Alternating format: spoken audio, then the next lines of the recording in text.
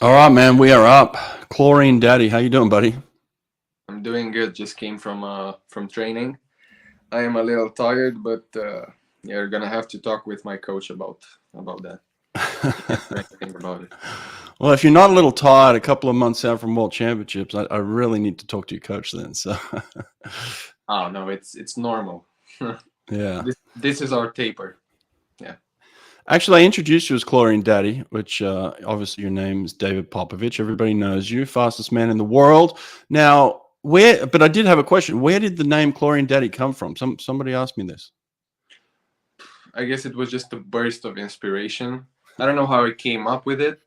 I mean, every swimmer has had a relationship with chlorine, Hmm. and for as long as I know myself, and ever since I became aware, I know that I smell like chlorine. Like it's my scent, and I can't make it go away. And yeah, it's just a more of a personality trait. And I guess I just came up with it. Nothing really special about that one. Yeah, well, listen, you've been quiet lately. I mean, you've had some swims, some fast ones again, but in terms of just kind of seeing you, hearing about you, you haven't been at some of the bigger international meets. You've been kind of laying low, doing work. It seems like. What have you been doing since January? Give us a rundown. Well, January. Well, I'm gonna tell you what's the main thing I've been dealing with, and that's just living my life and trying and adapting to this new life of mine, which, if you look from the outside, you can see that it has changed, but I try and remain the same, just the Hmm. same old swimmer. I try and never forget what I started swimming for. Uh, yeah, it's just a continuous process of staying grounded, you know? Hmm. And Right. in terms of competitions and just being active, uh, yeah, we just stayed low key, training, taking care of ourselves, me and my coach and my teammates, just living life. Yeah, that's true. On social media, I've been more quiet, but again, social media doesn't reflect life at all. No, it doesn't. In terms of your life, I don't want you to give us everything, but like, what do you do outside of the pool, like away from the pool? You know, like, do you have hobbies? Do you have things that you love? What are the things you do? Well, on, up to May, the middle of May, I had to learn for a very important exam, our final high school exams, basically.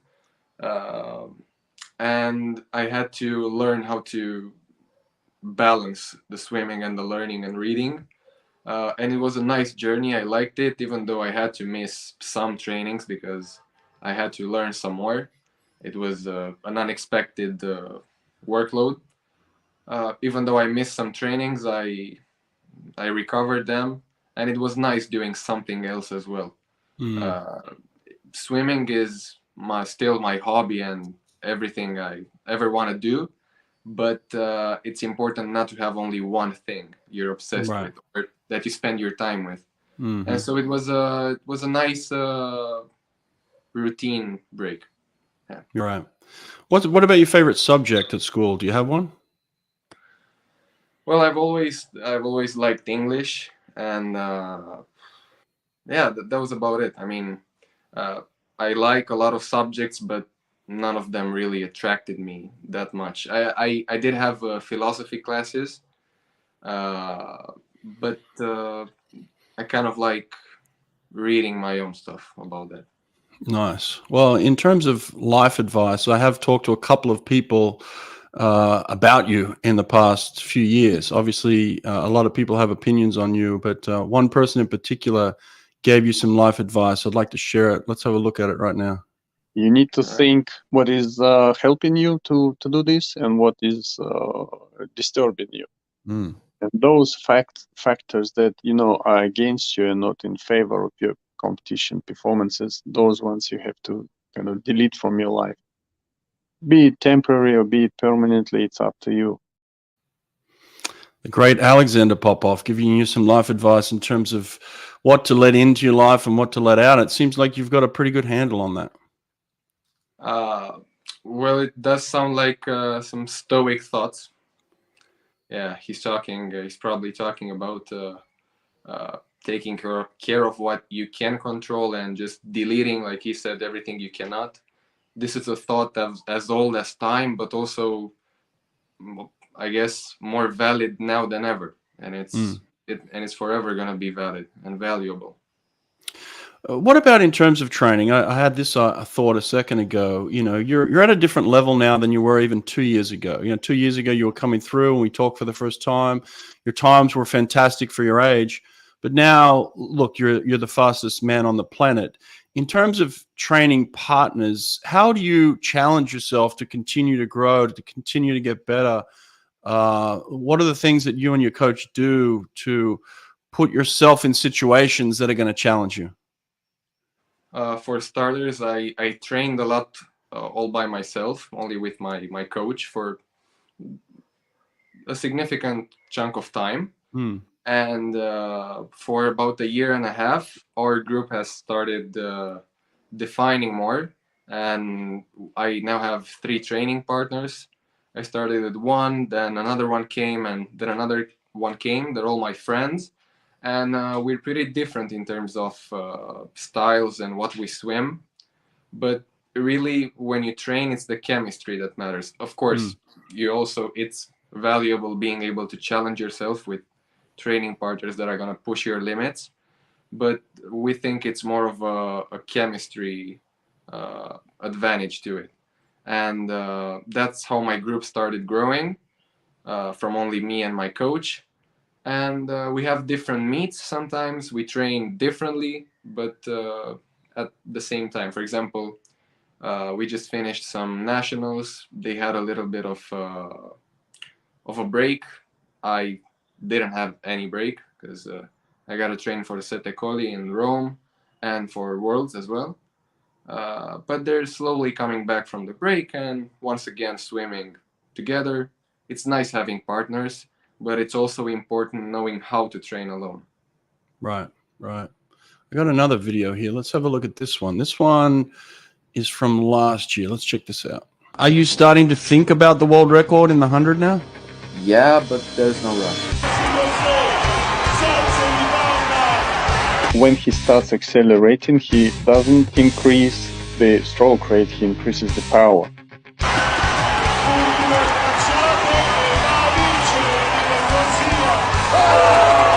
He doesn't lose the length of the stroke, he doesn't lose the power. This is the key to a 100-meter freestyle.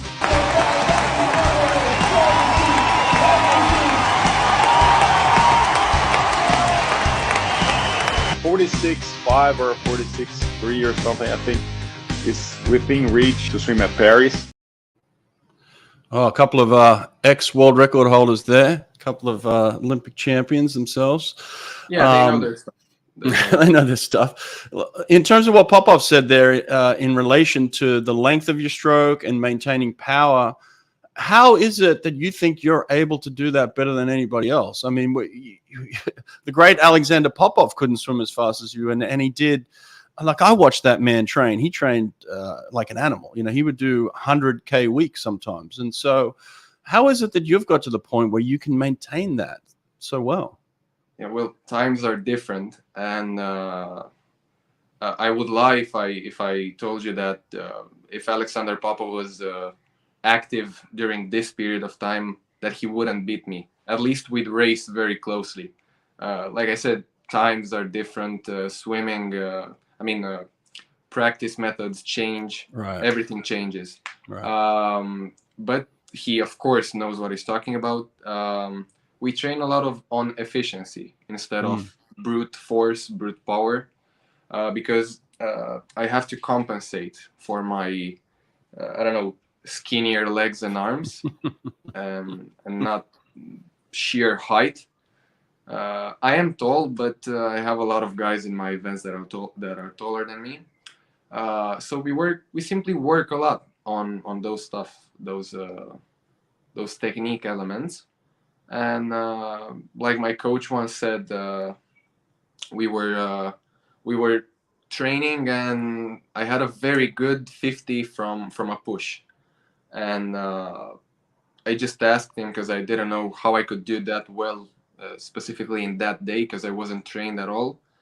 And I simply asked him, why do you think I did that? And he simply said, work works.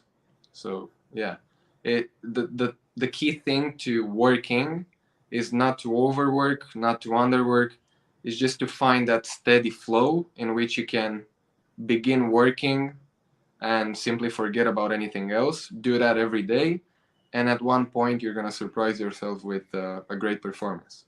I mean, What I about hope this that- one? Somebody said here they would pick me over you in the 50. Am I still better than you in the 50? I believe so. I don't know my best time. It's 22:16, 17, I think. Oh, yeah. I still got you, man. When are you going to catch me? Come on. Well, in that 50 in which I did my best time, I had the worst. How do you call it? That period in which you touch the wall. Mm. What do you call it? The Finish? last part.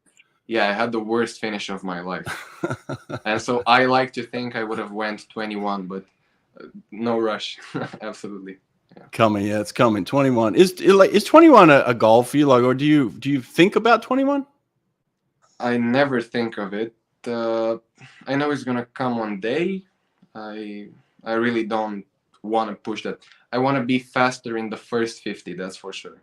And if touching 21 in the 50 race Right. is gonna make me do that, then yeah, I guess it's an objective.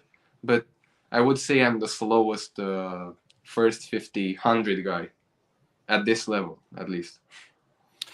You originally had spoken where you had talked about you feel more comfortable in the 200. It's an event where you enjoy it more than the 100. You are the world record holder in the 100 freestyle now, and you've swum. I think I wrote it down here. Under 48 now. I think, what are you, 21 times under 48? So like 47 is becoming second nature. 46 is where the world record's at. So are you starting to feel more accustomed to the 100 yet or not? I am, yeah. I haven't swum the 200 in a long time. I just did it at some nationals, and it was okay, rusty as I'd expected, but I had to do it in that environment just to give me another taste of it. You know how Right. sharks, when they feel a little drop of blood, they begin lurking and hunting. That's what I needed to feel, just a little tension. I needed to feel that pain again, because you can forget it if you don't do it for a long time. You know Right.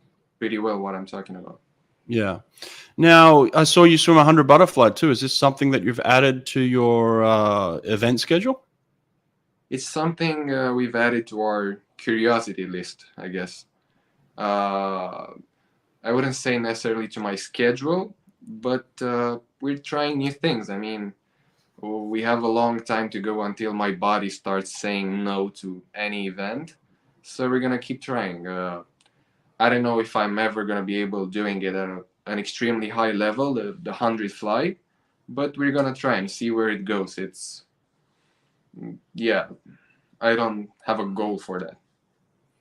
Bruno likes the fact that you're talking about sharks and blood in the water. Yeah. I love it. In terms of world championships, do you think you would add that to, let's say, this world championships? Definitely not to this World Championships, at least in this edition. It might be a thing of the future at that level, because I gotta make sure it doesn't interfere with my best events, just to make the most of them. But maybe someday in the future, if I keep getting better, yeah, I'm definitely gonna add it to maybe the Olympics or Worlds or at higher stakes competitions. So for this world, you think it'll just still be the 100, 200 that you'll primarily be focused on? Yeah, I think so. I haven't gotten to talk with my coach exactly about what events I'm gonna swim, but I'm pretty sure those are gonna be it. Yeah, and as always, my objective is only gonna be do as good as you can, have a clean, good race, and being as trained as I am and as I'm gonna be then, having a very clean race usually means a very fast time. So, but the fast time is only a bonus in the process. The actual goal and objective is to swim good, have a nice race, basically. I get super excited around this time of year because, like, right now the French nationals are going on. You know, Australian Championship, Australian trials start tomorrow. The US trials start, I think a week after that. So a lot of swimming going on. Do you watch swimming? Do you pay attention to what's going on around the world? I think the only time I watch swimming, or better said, I hear about swimming, is whenever a post pops up on Instagram. And for example, the latest one I saw is Leon Marchand's 206, which is nuts. But again, he is nuts as well. So he is nuts. Congrats to him. Congrats to him. I'm also hoping for. I'm just betting on which world record is going to be his first. Maybe the 4 IM, maybe the 2 breast. No pressure. This is just swimmer thoughts. Well, it sounds like he wants to have a little piece of David Popovici in the future. He's swimming the 200 free today. Yeah, nice.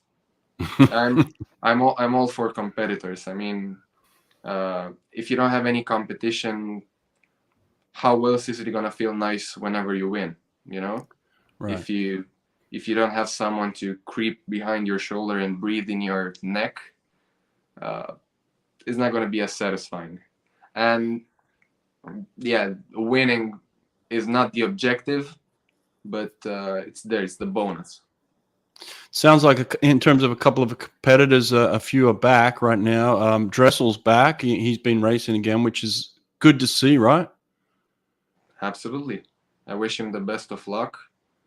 I hope he's good, he's healthy, and he knows what to do.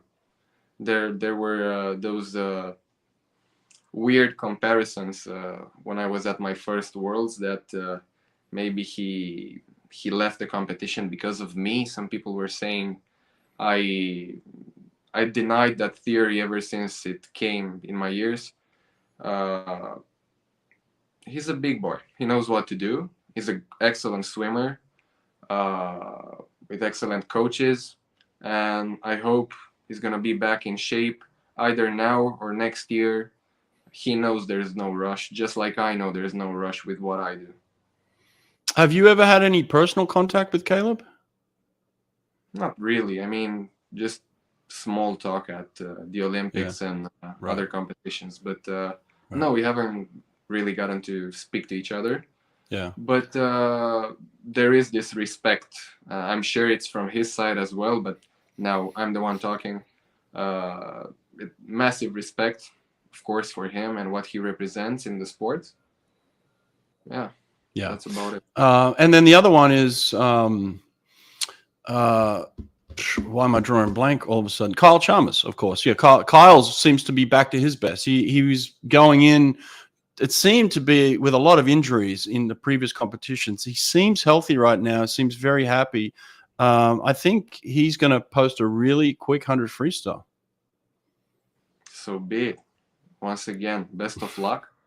And I hope that going into Worlds, the field is going to be very packed, because it's just more tense, you know?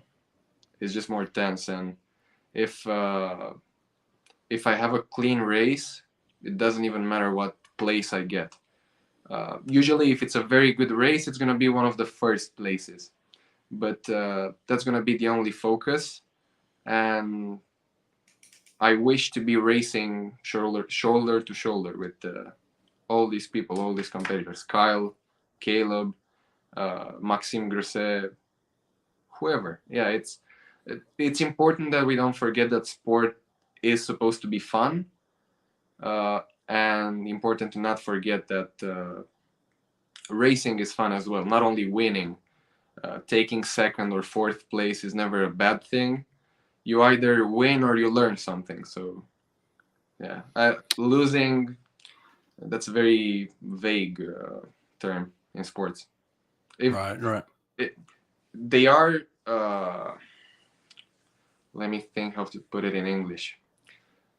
Sports are measured in exact times, but the humans that make those times have nothing to do with them, if that makes sense. Right. Well, in terms of exact times, you know, the world record is obviously an exact time, and you've been that, right? You set that. So now, in terms of looking at an exact time and making improvements, I mean, Caesar had talked about the possibility of 46.5, 46.3. Have you had any indications in your training that you've moved a step closer towards those types of times? Before, let me start with something else. Before the Worlds happened in Budapest last year, my coach usually talks to me about objectives, like simply writing some pieces of time on a paper in whatever events I want. And before those Worlds, I came to him with that piece of paper, and he said he said it in a nice way, that it's kind of unrealistic being at the in the point I'm in with training, and that maybe I should just rewrite them and be a little more realistic with myself.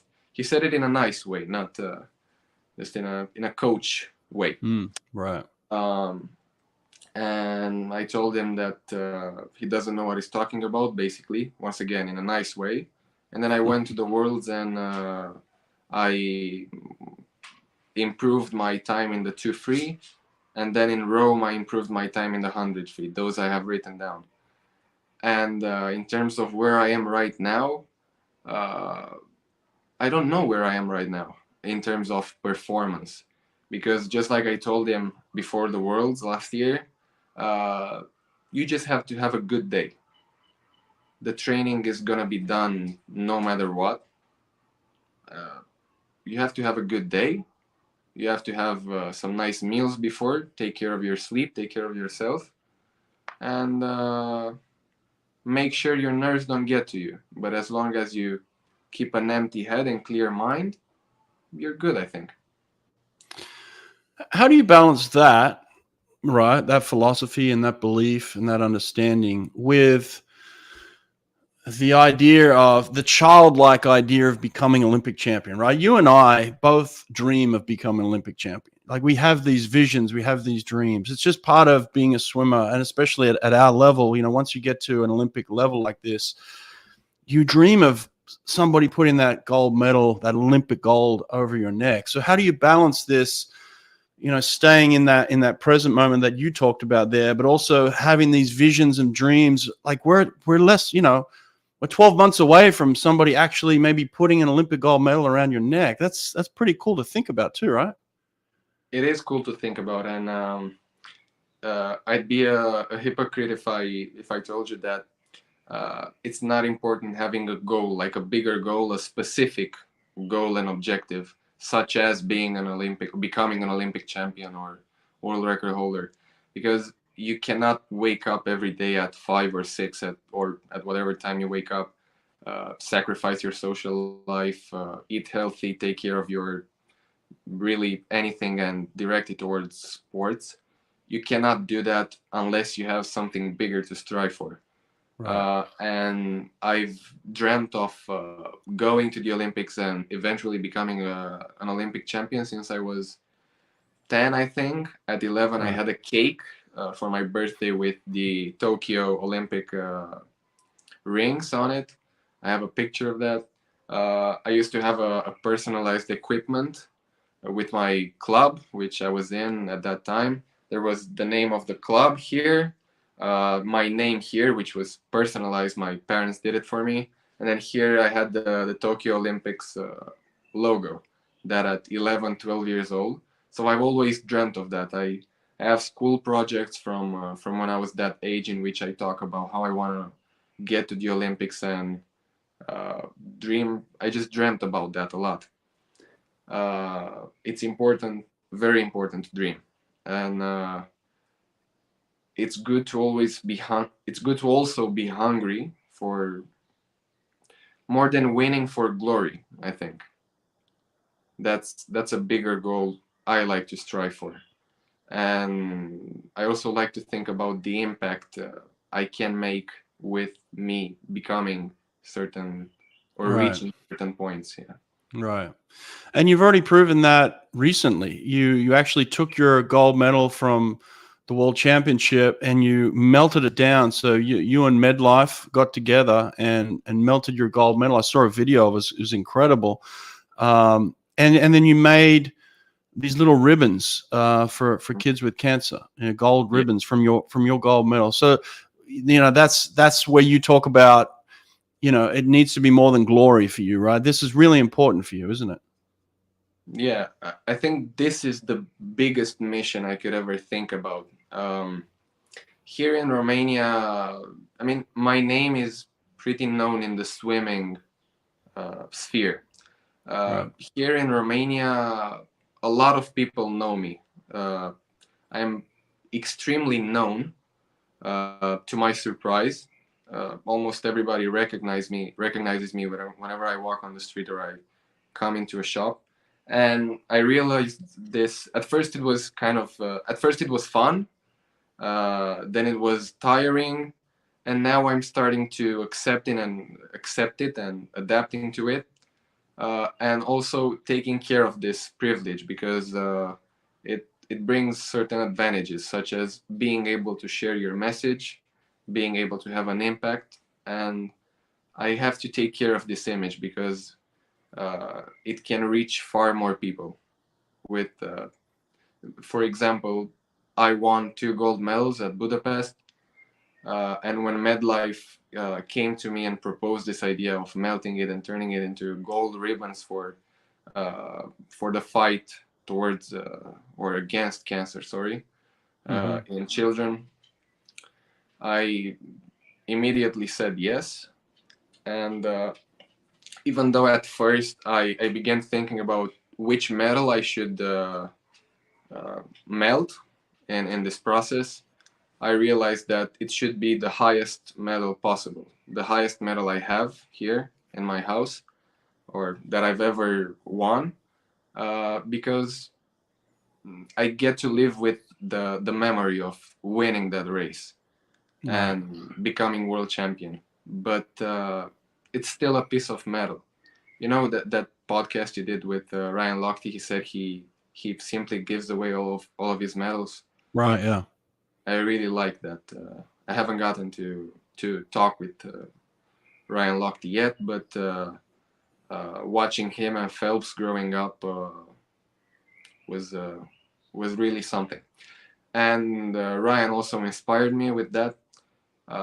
And even though it's simply a piece of metal, and that's what it is basically, it can mean a lot to a lot more people. And so if I can do that, there's really no point in keeping it in my drawers and getting to look at it shine. I love that, man. It was beautiful, and the whole video around it was outstanding. Were you able to meet some of the kids to present them with the ribbons? Not to present them with the medals. I got to meet them earlier. You can even see in the video, I think, the day we met, we talked, we exchanged ideas, words, and I got to listen to them. And they were pretty nervous getting to meet me, but what they didn't know is that I was way more nervous than them, because I'm just a guy who swims, who does it good, but they're cancer survivors and cancer fighters, some of them, and that is way more powerful than anything I'm ever going to be able to achieve professional wise. So there's nothing, and I mean really nothing better I can do with the image I have created around myself than to help people in need. And if this is what it takes, this is what I'm going to do. And I'm always trying to promote a healthy lifestyle, a healthy life, sports, movement in general. You think this is what has changed the most since we spoke the first time, like 2 years ago? You think this is the thing that's changed the most in your life? This is the only thing that has changed, actually. I've remained the same. It's a constant process of trying to remain the same with everything changing around me, surrounding me.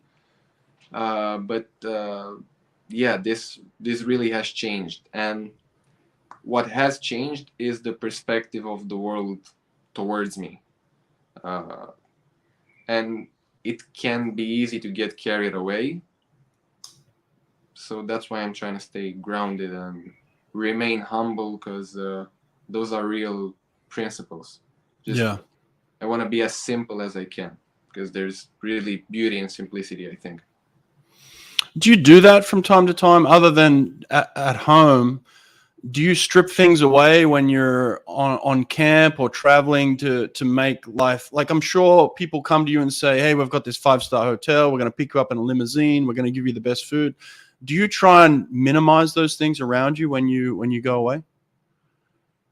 When I go away, yeah, there's various there have been various occasions in which people have offered their services to me, I guess, Right. like they Yeah. call it.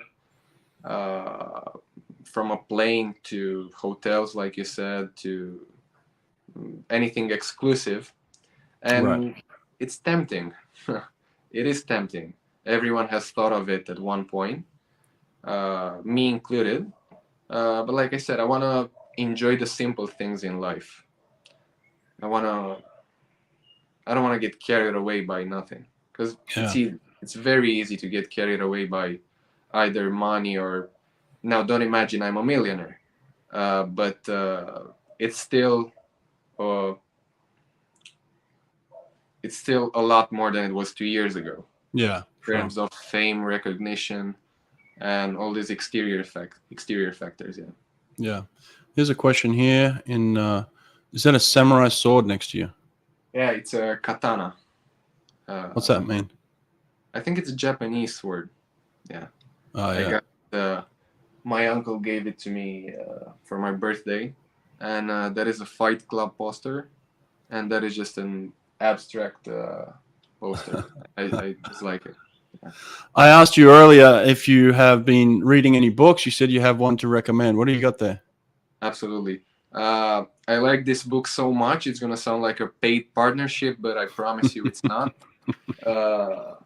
This is the book I'm talking about. It's called The Practice of Groundedness. If it would have been inverted, yeah, but Yeah. it's called The Practice of Groundedness, and it's I'm gonna read from it. It's a transformative path to success that feeds, not crushes, your soul. It's by Brad Stulberg. I hope I'm pronouncing his name right, and it's a great book on really being grounded, just like it's said in the title, and it's a quality that a lot of people tend to overlook. Simply staying grounded. He makes the analogy and the comparison of Californian redwoods, some massive trees that no matter the weather, stay in the ground and don't get affected by anything in the exterior, because their roots don't grow downwards. They grow outwards, and they interconnect with the other roots of other Californian redwoods. And that's his analogy for staying grounded. And he basically, if I were to sum it up in very few words, he says that as long as you're grounded, you can afford living a happy and fulfilled life. So that's a very big quality. He also talks about patience, vulnerability, peak performance. He talks a lot about high performing individuals, be it in sports, businesses, or it's really a great book, and it's one of my favorites I've read. I love it. I love it. Well, I'm sure there'll be a lot of people out there buying that one now, including myself. I'm going to get on there. Yeah. I saw it. I saw this author, Brad, through Coach Bowman's Instagram stories. Right. He kept reposting some of his quotes that he puts on Instagram. I went to his Instagram. I loved it. I loved everything he had to say about success and performance. I related to it, so I wanted to learn more, and found out he also has some books written. So I love that. good lecture. Yeah. In terms of those sorts of things, do you think they can help you in the moment in Paris? So you've experienced an Olympics now, and even performing at an Olympics, but without kind of the hype, right? Like the Tokyo Olympics was kind of very watered down in terms of maybe what you can expect in Paris, crowd-wise and all sorts of things, media-wise. So how then do you prepare for that moment? Because swimmers don't get a chance to swim in front of crowds like that, and people that are watching all around the world very, very often. It's a very unusual place to be. Is there anything that you do in particular that may get you prepared for that particular moment?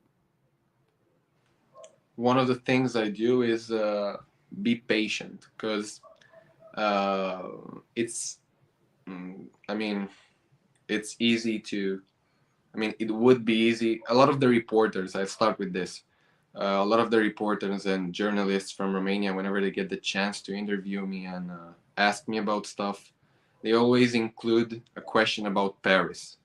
Are you ready for Paris? How are you going to be able to just take care of the pressure? And I always try and tell them that there's still a lot of time until Paris, and that's really the case. I have 3 more important meets at least, or maybe even 4, with some included in the next year. One thing I do to help me with that is staying grounded. It's I've learned that, and this book helped me. Once again, it sounds so much like a paid ad. It's all right. But it's not If an it ad. helps, it helps. It does help, and whoever is gonna pick up the book is gonna surely realize what I'm talking about. It's full of stuff that we already know. It's Right. It's nothing crazy, evolutionary, and never seen before, but it's said in words that everyone can digest and understand. And I've never seen somebody put it that good in words, what success means. I hope that made sense in English. Yeah. There's a thing here. Romanian sportsman. I don't know who this person is. Can you explain who this is? Yeah, it's Haji. Is Haji. Is a very good. I'm not really good at football, but I do know him.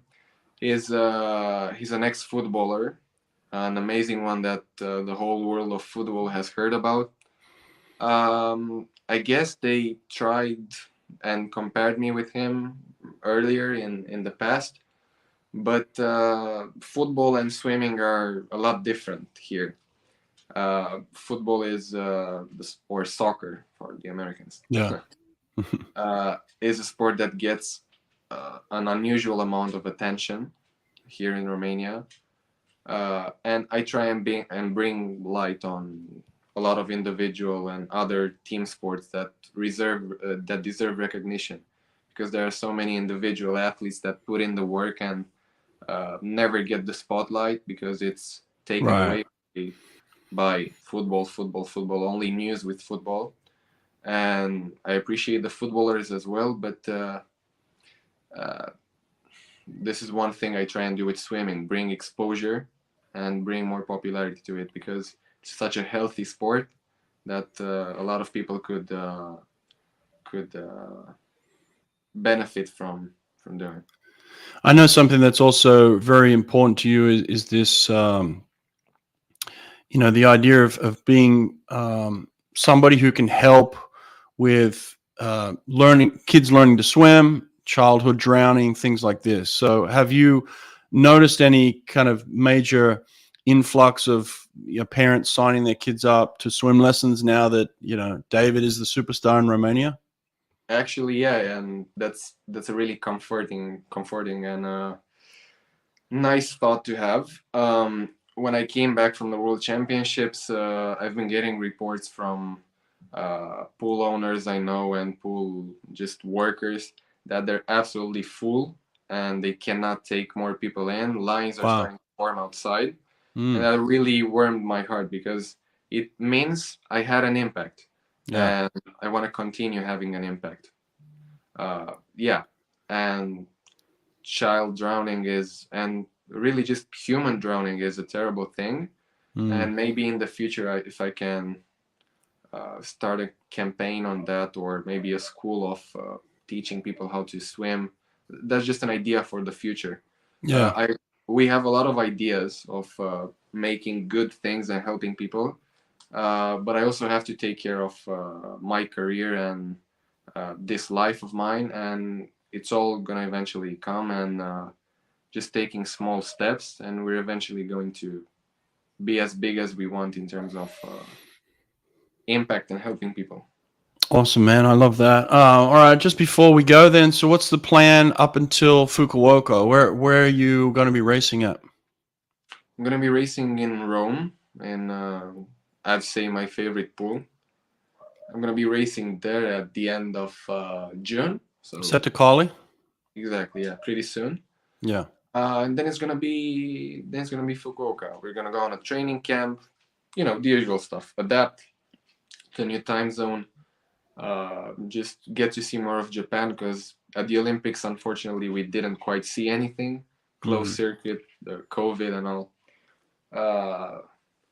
Yeah, and other than that, I'm glad I finished with the exam, so I can simply train. I can sleep, eat, and train, and get into this routine of mine that I really like. Yeah. So is high school completely done? Yeah, I'm gonna Wow. pursue some higher education Yeah. in terms of university, and I wanna head towards psychology, because I Wow. wanna learn myself. I wanna learn more about myself and this chunky piece of meat in our head that's so complex. I wanna learn more about people. I wanna be able to understand them better, because people really are beautiful if you listen to them. Yeah, and they're So you're very talking about school in Romania, like grad school? exactly, yeah. Yeah. Okay. Awesome. We had talked about this just briefly. You had agreed to go to the Adam Peaty meet in August, right? Yeah, I did. He reached out to me. He invited me to his event, and it was an immediate yes. I'm glad he thought of me, and because I really respect Adam Peaty a lot, and I respect what he's trying to do for the sport. Just getting the children the opportunity to meet some of their idols and icons from the sport, and I'm glad I can be one of them. That's a privilege as well. Yeah, I'm gonna be there at the end of August with him and with other extremely great swimmers as well. Awesome, man. Awesome. I love it. Well, I appreciate your time, man. This has been fun just to catch up and see you again. Nate had the question, any plans to bring the hair back? I don't know. I don't know. Life is so much easier like this. Yeah, life is That's so much true. easier. Yeah, I know all about it. Don't worry. That's gonna be next level. Oh, you're going to shave? Okay, that'd be I a don't know. I don't know. Maybe at one point, but life is so much easier like this. You know, Yeah. I just something.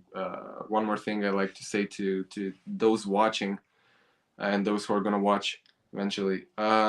I always tend to, whenever I do interviews, and especially swim-related interviews and talks, just like this one, I tend to be so serious, and uh, this is something that I'm trying to work on, because in reality I'm not this serious.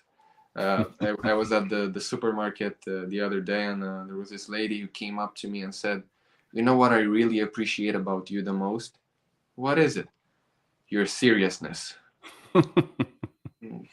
I almost took it as an insult. I mean, no, I'm not. I'm normal. Once again, I it's not that I put this image of myself whenever the camera's on, but you're gonna see what I talk about when we're gonna meet in person, and I'm gonna be able to be more like myself.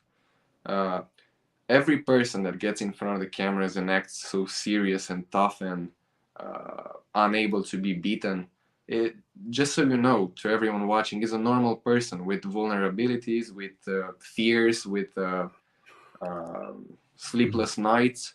We all go through a lot of problems, be it family related or mental health. Just know that we are normal. And even people who get to spend more time in the spotlight are absolutely normal and just like you. Yeah. Good message, man. I like that. Well, one thing you don't have to worry about in terms of sleepless nights just yet is apparently Leon just posted 146.4.